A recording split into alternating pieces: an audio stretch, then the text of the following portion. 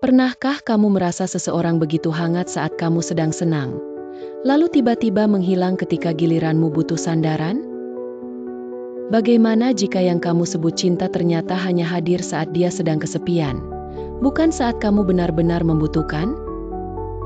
Bayangkan kamu menerima pesan singkat di malam hari, kata-katanya manis, suaranya tenang, dan untuk sesaat kamu merasa istimewa dan dipilih.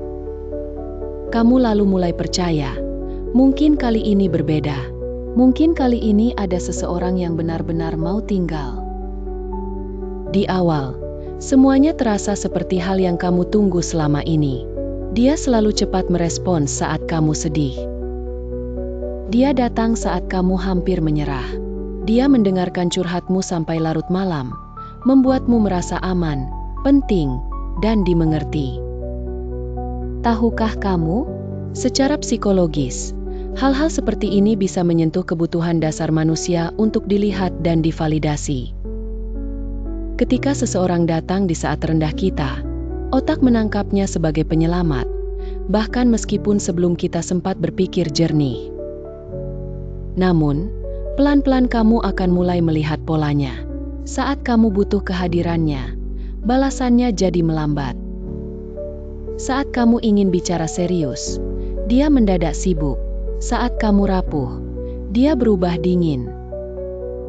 Anehnya, ia kembali hangat justru ketika hidupnya sedang sunyi, ada masalah atau saat ia membutuhkan perhatianmu lagi. Di titik ini, kamu mulai terjebak dalam ikatan yang berbahaya, karena otak manusia mudah kecanduan pada ketidakpastian.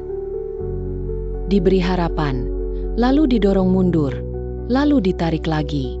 Pola ini menciptakan dorongan emosional yang kuat, seperti mesin slot yang sesekali memberi hadiah agar kamu terus berharap. Lalu mungkin kamu bertanya pada diri sendiri, kenapa aku tetap bertahan? Kenapa kamu masih menerima? Karena sebenarnya kamu tahu kamu tidak mencintai orangnya. Kamu mencintai versi dirinya yang muncul saat dia baik. Kamu mengingat momen-momen saat ia menyelamatkanmu, dan otakmu cenderung mengabaikan tanda-tanda yang membuatmu terluka. Hal-hal ini disebut idealisasi, yaitu ketika kita memberi nilai lebih pada potensi seseorang dibanding perilaku nyatanya.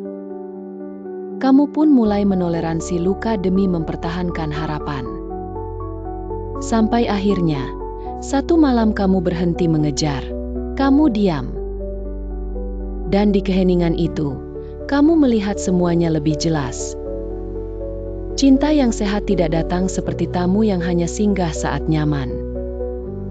Cinta yang sehat tidak membuatmu merasa bersalah karena punya kebutuhan.